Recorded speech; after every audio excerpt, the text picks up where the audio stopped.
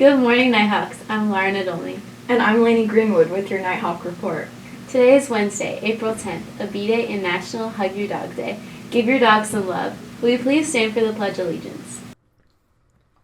I pledge allegiance to the flag of the United States of America and to the republic for which it stands, one nation, under God, indivisible, with liberty and justice for all. Here's what's happening today at First Flight.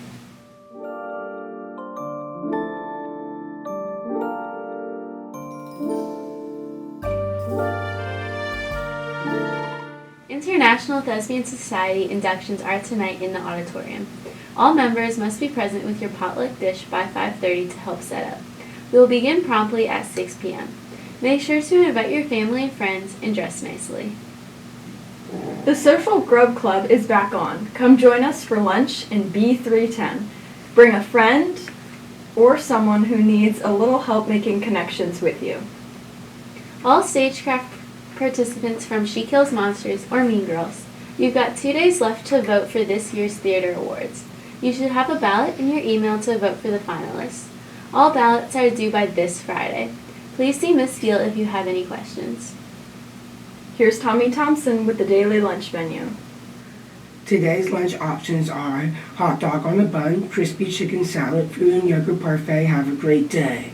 April is School Library Month and National Poetry Month.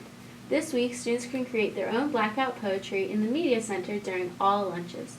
Stay tuned for different activities each week happening in the Media Center in April. Prom tickets are on sale during lunch for $30 with cash, check, or card. Do not wait till the last minute to get your tickets. Let's check in with Mr. Tyson. Good morning, Nighthawks. Hope everybody's doing great on this beautiful Wednesday morning. We're really excited seeing everybody's smiling faces coming in today. Today is a beat day, so remember that as we're going throughout the day. Want everybody to have a wonderful day and really focus on getting your work done and turned in. Next up, I got Miss Bailey with some news. Hi guys, April is School Library Month and it's also National Poetry Month. So each week in April we're going to be doing different activities in here during lunch. So for this week, since it's Poetry Month, we're doing some blackout poetry in here. So we've got old books that we're getting rid of. We ripped a bunch of pages out of. So you're welcome to come in here, try these out. We've got markers, color pencils, all that stuff during all the lunch blocks. And we've got some examples for you to look at for some inspiration. And then next week, I think we're doing some stuff with some perler beads, maybe bringing out the button makers again. So each week, look on the announcements to see what activities we have. All right, next up we got Miss Anderson. And I just wanted to remind you to please focus and right, especially now before the end of the year and all these EOCs that are happening, it's really good for you to focus on reading and hear a couple of this is a new novel, The Ballad of Songbirds and Snakes, that goes with the movie. So it's really good to read in and outside of class, put your head down, really stay strong and push through to the end of this quarter. That's right. Do really well on That's right. And they're reading a lot just to kind of get your stamina. Your stamina so that you can, you want to be able to sit and engage and be in your zone and be able to really engage with what you're reading and practice. So when you have these long passages to read and focus on the test, you can do that. But it's also really interesting to get into your novel and have that imagery going on in your head. So that's great news. Well, thank you so much. Well, listen, y'all. This afternoon, it is senior night for the track and field. That's going to start around 4:15. So that's going to be a great event out there. And also, we have a huge soccer game here tonight at 5 o'clock. Our girls' soccer team are taking on Currituck. I know for a fact that a lot of people are going to be here tonight. So get out here. Let's support our Nighthawks. And that's it. Y'all have a great day. Go Nighthawks. Time for your daily weather update with Seth Colson and friends. It is April 10. The high is 69 degrees, sunny night. Let's go Nighthawks! Now let's pass it over to Instrumental Wednesday with Mitch Capizzi.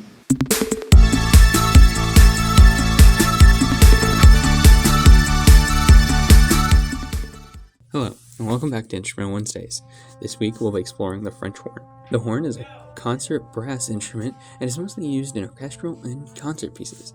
As with multiple instruments, it has a marching version called the mellophone. The horn has a quirk when you use it. You have to put your hand in the bell. The bell is off to the side to make it easier for you to put your hand in the bell. The reason why you put your hand in the bell is to help change the pitch of the instrument. The horn is an instrument that has a long-winded history that started with horns that were just metal tubes that had no keys, with you changing the pitch with just your embouchure. This instrument is sometimes mixed in with a trombone. They have very similar sound, with the horn being more clear where the notes begin. As with all instruments, there are famous players. Some are more known: Radek Bajorek, Audrey Bryan, and Helen Cotes Hirsch. Cotes will be our star for today. She started at 14 playing with the Women's Symphony Orchestra of Chicago. She was fourth horn, with her moving into first horn the following year. She also played with the West Severn Symphony Orchestra. Cotes had joined the Chicago Civic Orchestra and had played with the Chicago Symphony as an extra under conductor Frederick Stock during the early 1940s. She continued playing horn for many other orchestral bands. She ended her career in 1953 when she declined to play with the Chicago Symphony. She decided not to play with any other bands and died in December of 2000. That is all I have for today.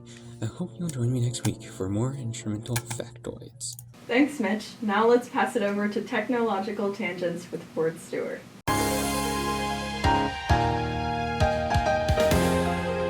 Good morning, and welcome to another episode of Technological Tangents. Today, we will discuss a new camera sensor in Sony's sensor catalog.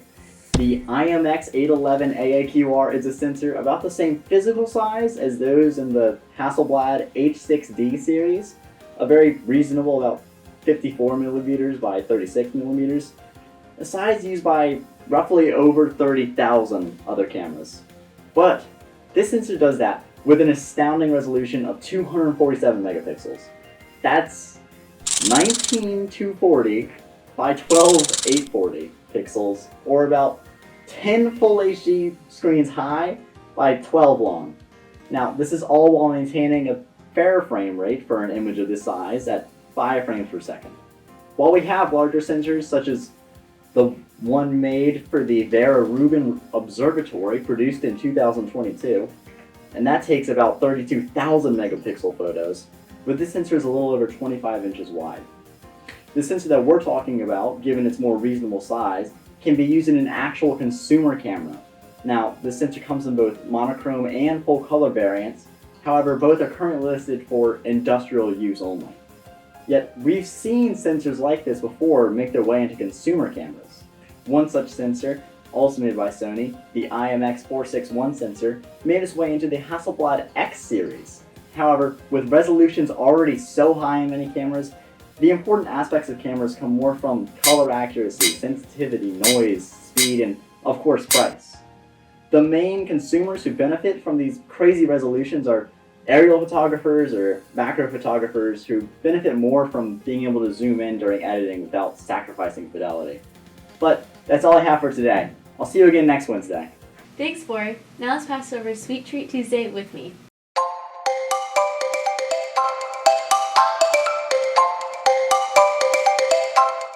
Hi guys, today we're talking about substitutions. First up, we have butter. Are you ever out of butter at your house and you don't know what to do? Well, here are a few options.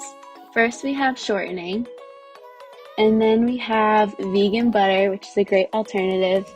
And finally, we have applesauce. It's something you don't usually think of, but it's very helpful. Next up, we have milk. All the time, there's people who are lactose intolerant. Well, here are a few other options. First, we have sour cream, which is a great fluffy alternative. Next is almond milk and yogurt. Both are great alternatives that you might have in your house already. And last but not least is coconuts. You can use the oil for butter and the milk for another milk alternative. Thanks for watching this week's Sweet Treat Tuesday segment. Thanks, Laura. In sports news, girls lacrosse at J.H. Rose at 4. Please release the team at 12. Boys lacrosse at J.H. Rose at 6. Please release the team at 2. Soccer versus Currituck at 5. Tickets are $8. That's all for now. We'll see you back here again tomorrow. Thanks, and have a whimsical Wednesday.